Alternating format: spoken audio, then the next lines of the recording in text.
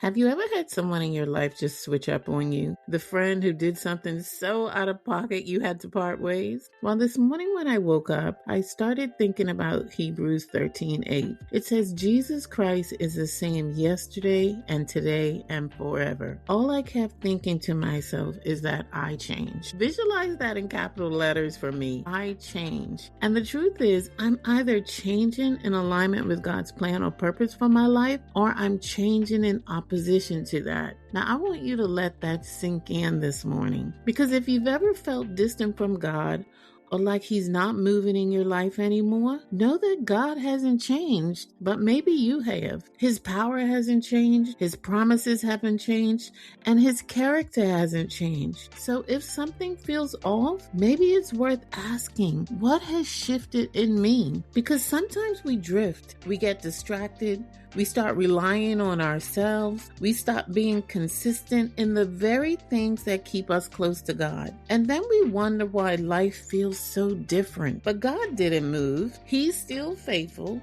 present, and speaking.